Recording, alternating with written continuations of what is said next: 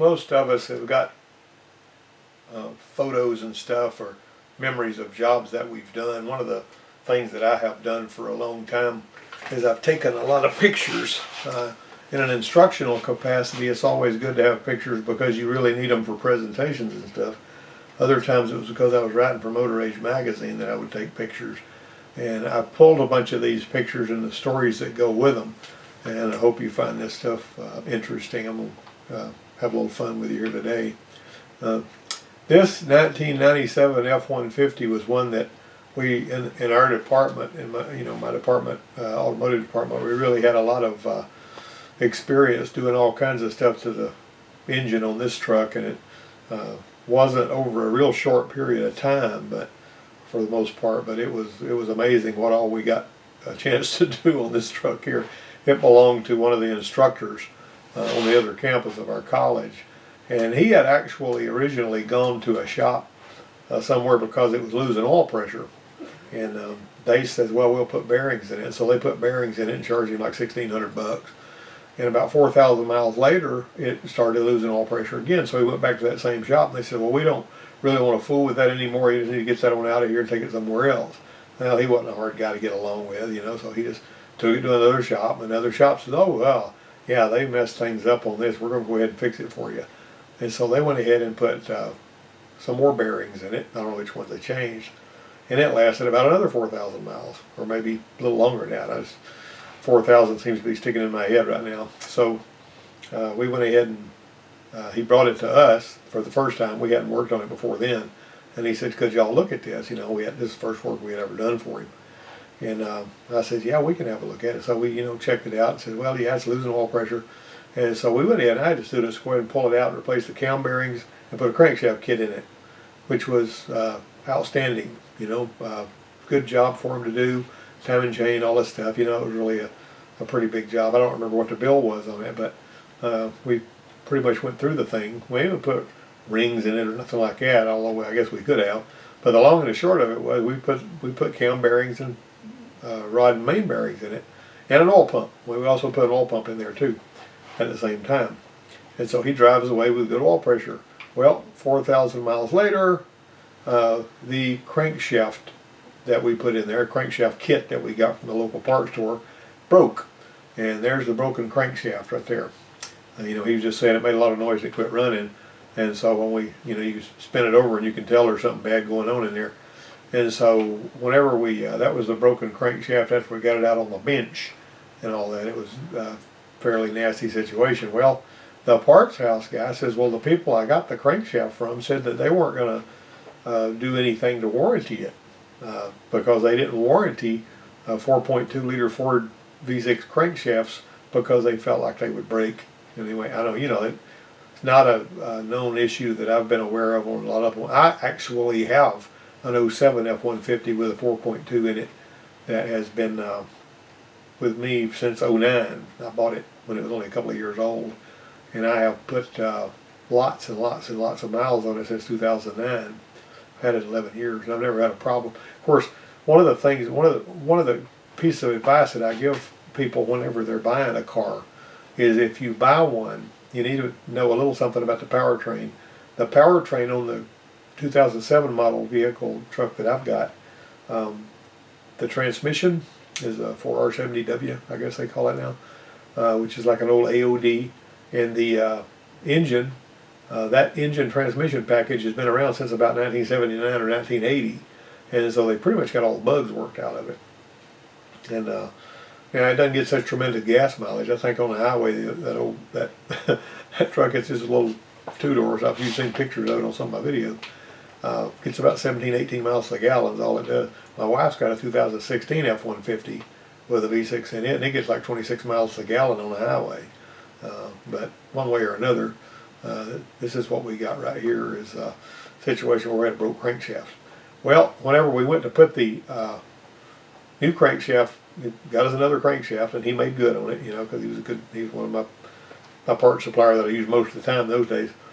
And when we put it in the, we actually took a straight edge and put it in the engine block like they tell you to do in the training stuff, and we feeler gauged it under a straight edge, like you use on heads. and you couldn't tell that there was any issue with it. But boy, when you put that crankshaft in there and you tighten those main bearing caps, it was locked up. I mean, the crankshaft wouldn't turn. And so we had to pull all that stuff out there and had to carry it to a machine shop and have them line bore it so that they could, so, and then whenever we got that done, we put the crankshaft back in there and it would just spin when you slapped it. And it was just, and we finally fixed that and got all that taken care of. A lot of miles went by, several years. Heck, it maybe 3 or 4 years. Anyway, he comes back and he's got a water leak. He basically has a, it was leaking coolant from just all over the place under there. And he took it to a shop somewhere over there in the town, down the road, and they said, oh yeah, we're going to have to pull the transmission, put all the expansion plugs, they call them freeze plugs, but that's not what they're there for. We're going to put all the expansion plugs in it, all the expansion plugs are leaking and all that. Well, we got it in there, raised it up, looked around, there wasn't any expansion plugs leaking at all, but the intake gasket was leaking. And that seems to have been right there where all the coolant was coming from. It was actually water. It had started leaking, and he started adding water, and he added more and more and more water until he was just running nothing but clear water. And you know what that does to the cooling system? It rusts everything out.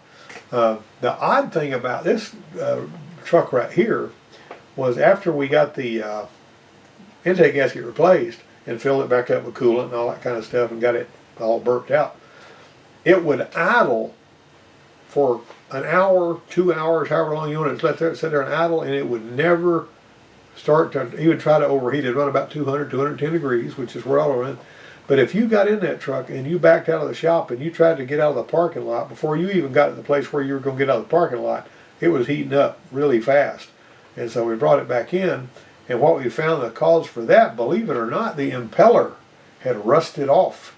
I mean, completely come off of the water pump. And when we pulled the water pump off, it was just laying in there, just like you see that.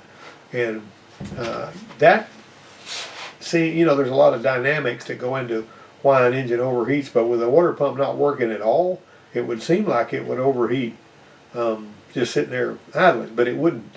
And this business about it overheating super fast, I mean, it would gain 20, 25, 30 degrees before you could even drive 50 yards. And anyway, we managed to get all of that nonsense straightened out, and he drove that thing for a long time after that. Now this is the 2006 Commander that came in there. And what the guy said was it had overheated and it was misfiring on cylinder number 8, and he felt like because it had overheated there must have been water leaking into cylinder number 8. And so we couldn't really find any evidence of that. We put a set of spark plugs in it on general principle. That didn't change the fix. And one of my guys said he was hearing some noise under the rocker arm cover. And these young students with these really good ears that are used to listening to engines, a lot of the times they'll hear stuff that I don't happen to hear, because I have, I used to fire a lot of big handguns whenever I was a lot younger, and I reloaded my own ammunition and all that. But I don't know if that did my hearing a problem or not. I mean, I seem to hear okay, as good as most people, except when I was driving at the dealership, the shop foreman would complain because he could hear labor knocks, detonation, pinging, that I couldn't hear. And it would just be really, really, really faint, which ain't really a big deal anyway. There were even special service messages from Ford that said not to worry about a pinging or a labor knock if there wasn't much to it, if it wasn't all that bad, because it wasn't dangerous. But it was a pet peeve of his that he didn't like any kind of pinging at all, and he would always fuss because I couldn't hear the pinging and he could.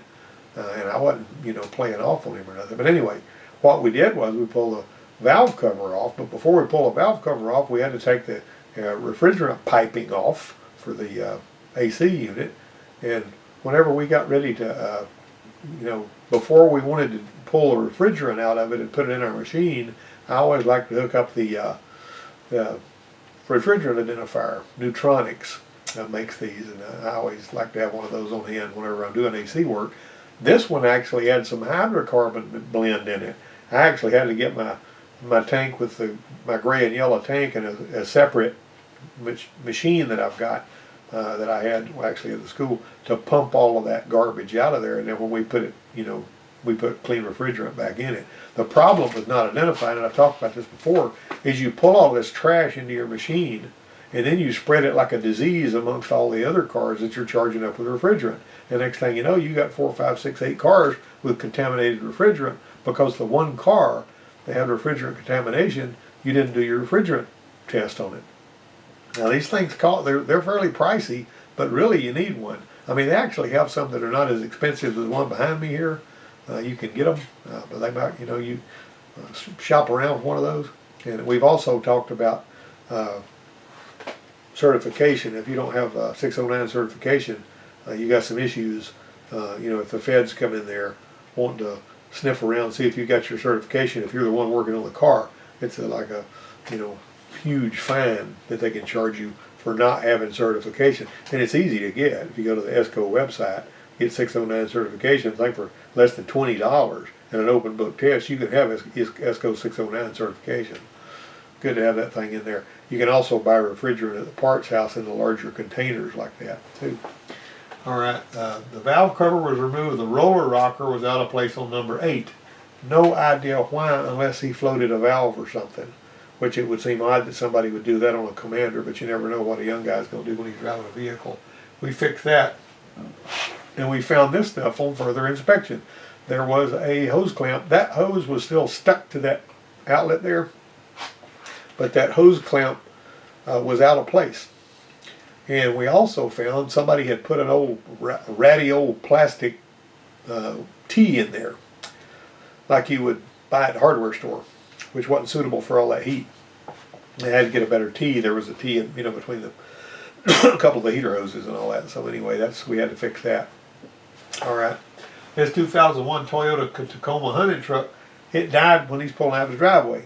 He was going hunting, had to take his regular truck to go hunting on. He had a regular truck, and then he had his little 4-wheel drive Toyota hunting truck that, he didn't mind messing up. And this is what we found on that. Somebody had put a fuel pump in it, and you can see how they had put just the pump here, and they put these butt connectors to hook them wires together, and that had come apart. And that's why he didn't have any fuel pressure. He didn't need a fuel pump. He just needed those wires fixed the right way.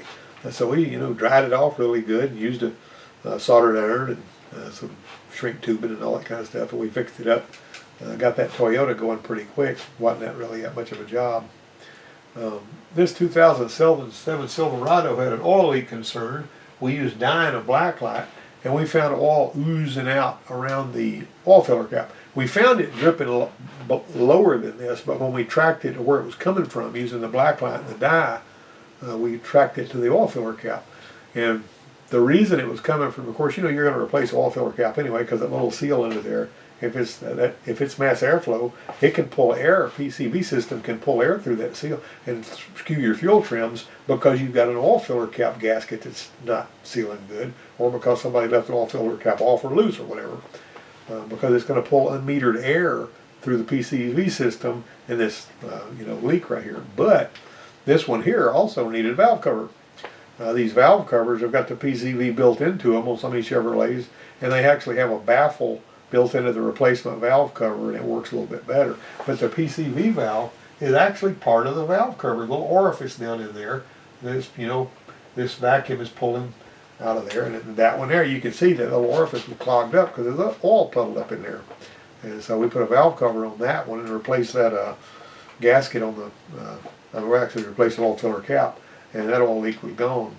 It's not always real complicated, like you think it would be. All right, here's another one. The Camry oil leak is a 2.2, same song, second verse.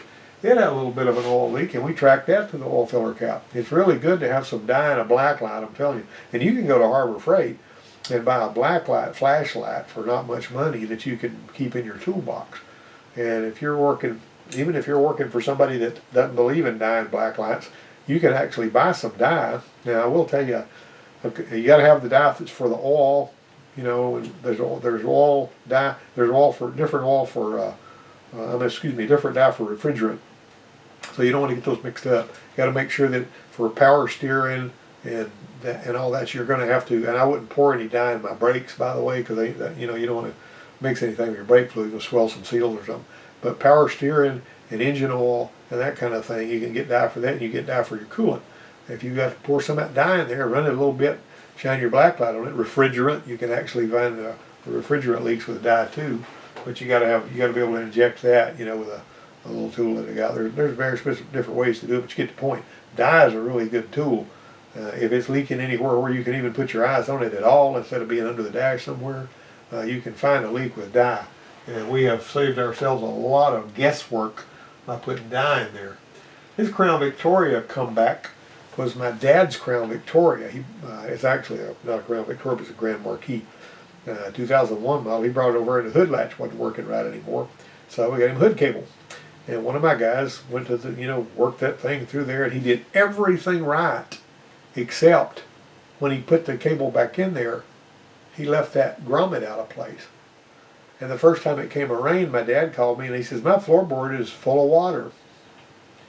And it wasn't ever like that before. And I knew my dad well enough to know that, he's not going to, be woofing about something like that. So I said, get back up here. I got back up there and we found this grommet was out of place. That seems like a simple little thing. It wouldn't be a big deal to somebody that wasn't thinking clearly, but that was a nasty disaster that caused the floor to get wet. Of course, it eventually dried out. At the Ford place, when we had a warranty job that was water leaking and wetting the carpet on inside the car, we'd pull all the carpet out of the car, pull the seats, pull the carpet, hang the carpet on the fence for a couple of days till it dried, and put it back in, instead of the Ford didn't want to pay a lot of money for new carpet when all you got to do is dry that carpet out, It takes a little time, but it's something to do.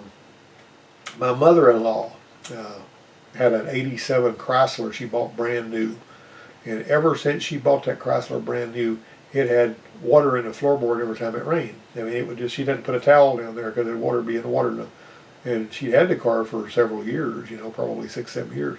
And she'd gone repeatedly back to the Chrysler place, and they kept, kicking the can down the road, and they got out of warranty. And so she was just having to put up with that water leak. And so she says, could you look at my water leak on my inside the car? And I said, yeah, let me get my self laid up in the car with my shoulders and my head down in the floorboard looking up under the dash with a flashlight. And you wet the car with a water hose. And so she wet the car with a hose, and I could see a seam up there where water was coming in between two body panels that were supposed to have a sealer between them or something. And I got some of that dum-dum, that black body putty, and I packed it in there. And I think I had to pull the park brake assembly down or something to get to that. I can't remember. But anyway, I fixed that car, and it was the first time it had ever been fixed. And also, she went to the Chrysler place. It was either right before that or right after it, because a bunch of her dash lights had gone out. And they wanted $54 to replace her dash lights, bulbs. And so she brought it on back home, and she said, can you fix this? I said, yeah, I think I got some bulbs with me.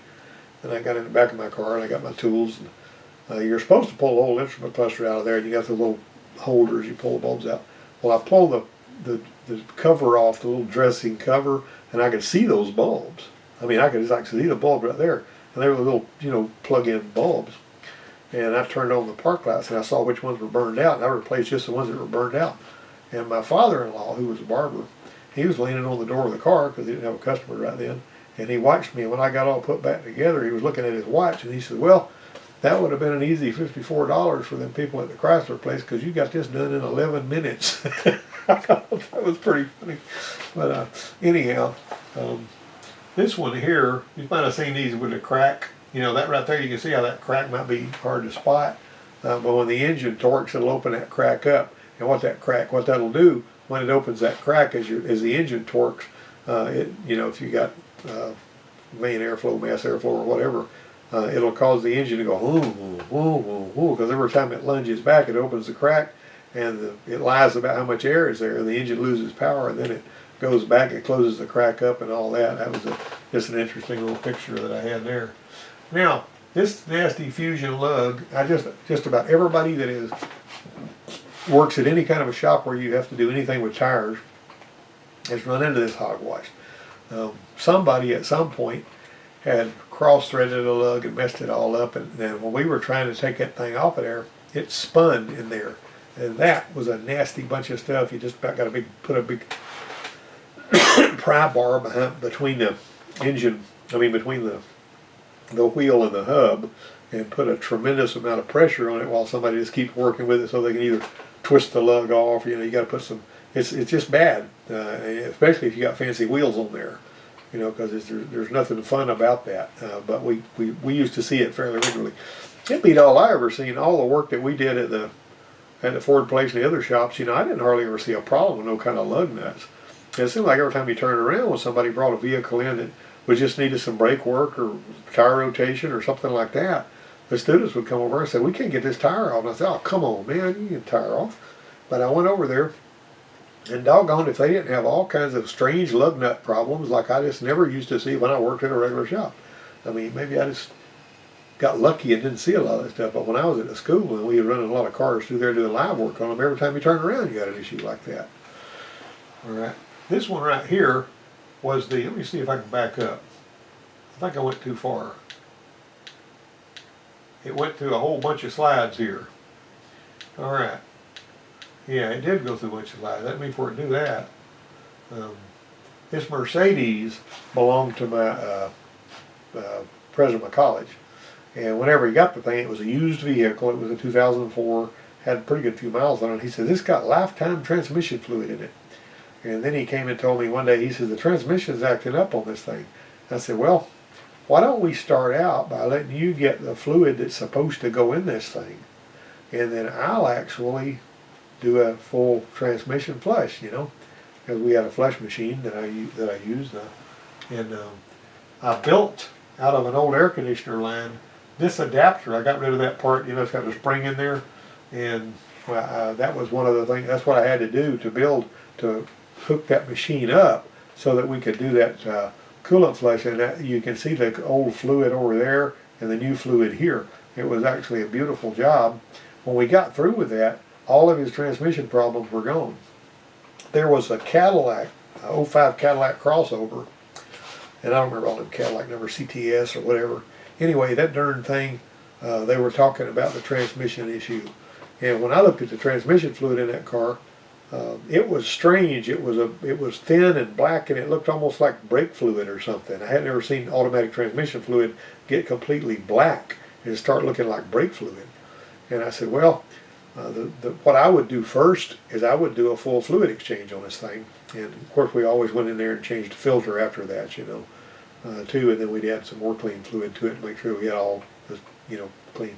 So, because changing the filter is always a good idea. And so we did that, and that fixed the transmission problem on that Cadillac. I had no idea. I don't know if any of you guys have ever seen that automatic transmission fluid turn, black, look thin and black. I mean, it just looked like brake fluid or something. It's strange, weirdest thing I ever seen. Never heard anything else. My Explorer had a leaking thermostat housing, which is one of the most common failures on those 4-liter engines that you can have. I got an 06 Explorer I drive. I found this one online for the same price that you would pay for a plastic one. And so I bought this darn thing. Now I will tell you that I had to do a little grinder work right here because there was a bracket that was just a little bit too close to it and it wouldn't bolt down properly. And so I got my high-speed cutter tool and I actually ground it off right here a little bit so that it would go on there. But they sent a nice high-quality silicone red hose and new clamps and new bolts and all that. I put that thing on there and I was just tickled pink with it. And whenever you put the plastic one on there, you always feel like it's a matter of time before it starts leaking again. But that was, seemed like I bought that at Parts Geek, if I remember right. And I was well satisfied with that thing. This 99 Buick Park Avenue Ultra Supercharger Idler, the bearing went out in it. The bad bearing went out in the idler for the supercharger. And what we did was, the student was trying to take it off. It had a Torx head, T50 Torx, with a big wide, big old flange on the, and he was trying to take that bolt out of there, and it wouldn't come out. Couldn't get it out, couldn't get it out, couldn't get it out. He kept working with it until it started turning around and around.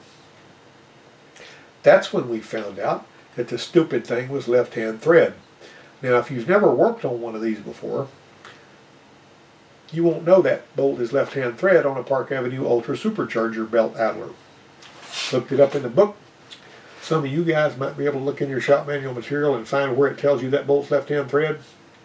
I have not been able to find it anywhere in any shop manual now. So maybe the GM shop manual has it. I don't know. But the thing about it is, there's no reason for that bolt to be left-hand thread, because that pulley spins to the right. And so since the pulley spins to the right, it seems like having that bolt left-hand thread would screw the bolt out. I mean, it didn't. You know, we were trying to turn it to the left to screw it out, but there was no way you could even reason that out, why they would put a left-hand thread bolt on that particular idler. It made no sense whatsoever, and that was factory. You can look at those threads the way they're cut until they're left-hand thread if you've looked at a lot of bolts. It really ticked me off. That was an interesting caravan expansion plug leak, I thought. I managed to get a picture of that, you know, put the pressure on it, see it shooting at like a water pistol. Here's another one, unexpected Windstar coolant leak. We were in there doing an oil change on this one, noticed a coolant leak, and when I put pressure on it, the water pump had a crack right here, and it was shooting coolant up. That's the only time I've ever seen that happen on a Windstar or anything else that I can remember, to having a cracked water pump housing. I don't know if it was just a flaw when they cast it or something else happened, but that was something we found there. This Ranger trainer, this was a 98 Ford Ranger that I got when it was, when I started teaching in 2001. I managed to get a hold of somebody I knew at Ford Motor Company, and they pulled some strings and they got me this trainer truck for free from Ford Motor Company. It had been underwater in Allen Park, Michigan, only had like 25 miles on it, and they brought it down there on a car hauler, dropped it off, and it was a brand new truck. Nothing, you couldn't tell there was anything wrong with it. And we used that thing for 17, 18 years. I mean, it was for all kinds of stuff. It was, you know, I put a different rear end under it because I had to. They also sent me 12 brand new rear axle assemblies and a brand new 3-liter engine.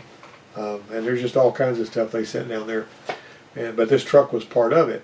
And so we would pull the steering rack off. We would do electrical troubleshooting. We would do brake stuff on it. I mean, I used the crud out of this truck.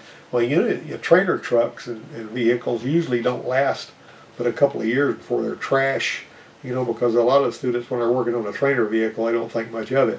Well, this one here, what happened to this one was one of my dual enrollment students, he was in steering and suspension, and one of the worksheets was he had to remove the steering rack from a vehicle and put it back on and make sure it didn't leak, and, you know, run the vehicle for a while and bleed the, you know, air out of the power steering. He did all that, which he was working underneath the truck. But on this truck, after he parked it, somebody noticed smoke coming from under the hood, and this thing turned into an engine fire that just destroyed all kinds of stuff up in there. And it was because the alternator got hot enough for some strange reason to catch fire and set fire to the underside of the truck. The strangest thing I ever saw. But that, you know, that truck wound up being sent somewhere. I mean, I think they sold it for junk or something like that after that. But it didn't have hardly any miles on it at all. We had never driven it on the highway. Still had brand new tires on it. Of course, they were expired. It had been for eons. But the long and the short of it was, that was a crime for that truck to catch fire like that. Couldn't blame it on the student. He wasn't doing anything anywhere near the alternator, so I know he didn't do anything wrong. But, you know, sometimes whenever you're working on stuff, if you've got a shop and you've had one for a while, you'll see somebody blaming you for something. See, imagine this happening in a shop. You're working on the power steering.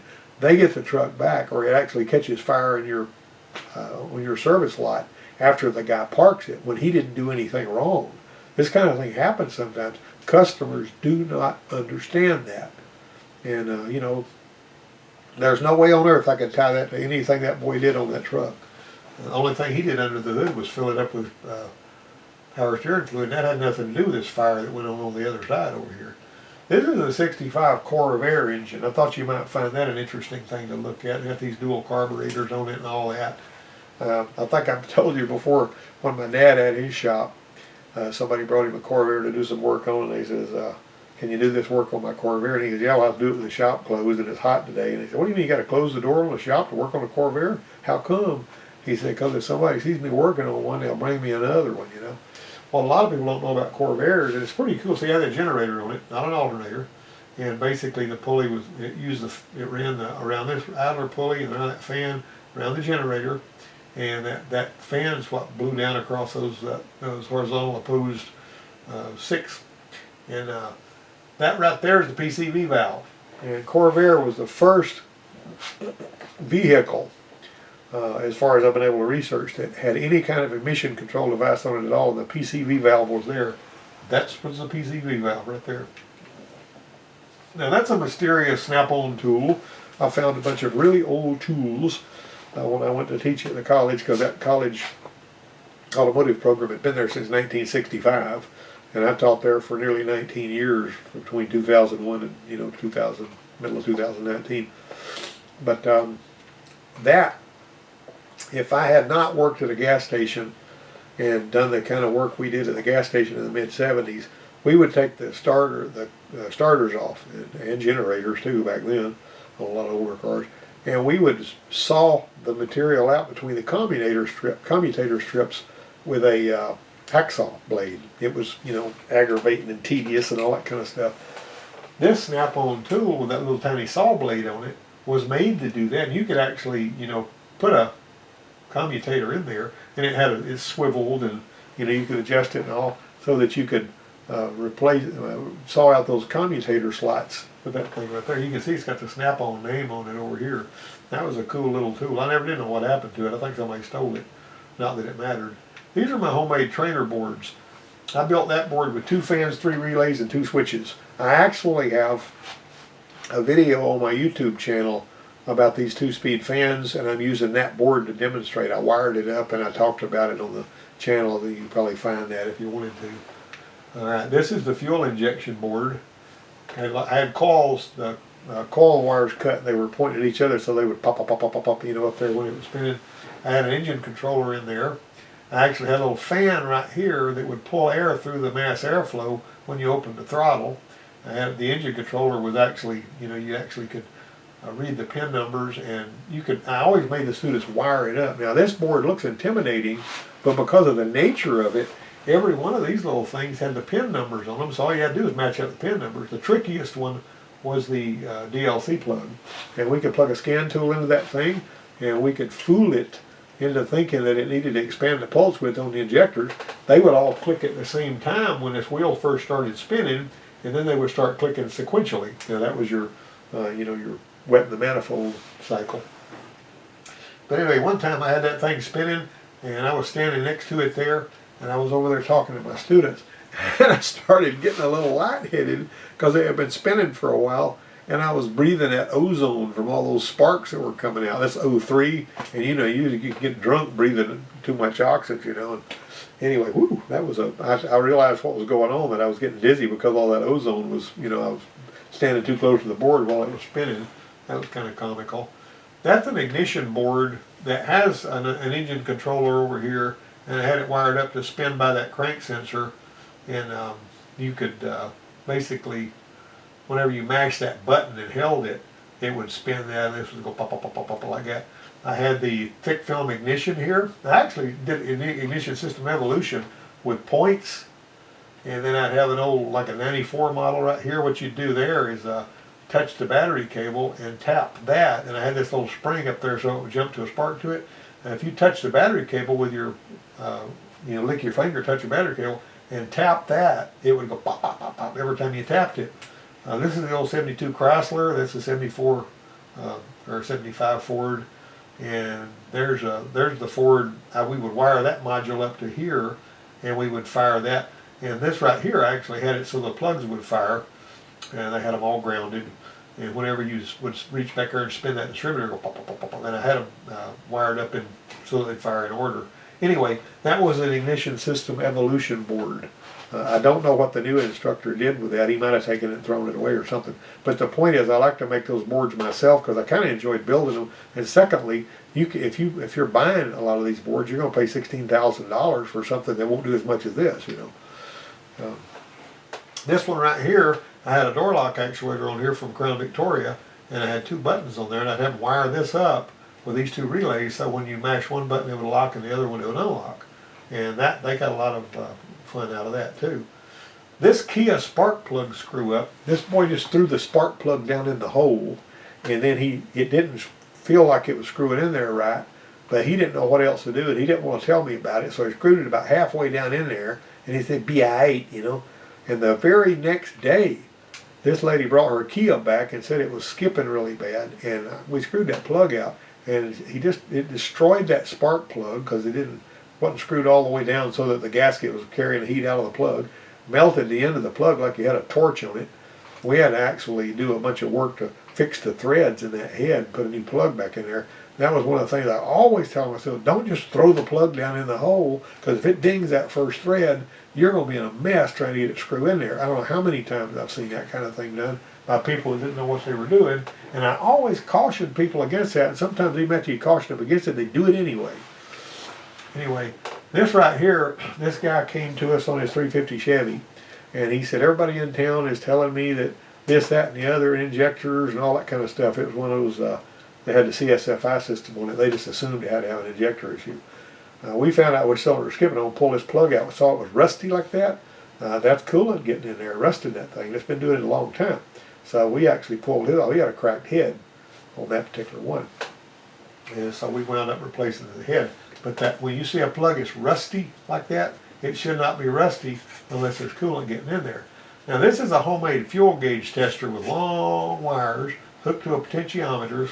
You know, I just got a potentiometer. You can get like a potentiometer that's like 250 ohms or something like that. And I wired that up. This one here, I wired it up for one of the trainer trucks. But you can put different adapters of your own making. If you take a fuel pump, if you save all the parts of the fuel pump, you know, that has the plugs where it plugs in, you can actually build you a little adapter like this and hook that up so that when you're sitting in the seat of the truck with that plugged into the wires, you can turn that little knob. You got to switch your key off and on so it'll correct quicker. You can turn that little knob and watch your gauge and make sure it'll work right.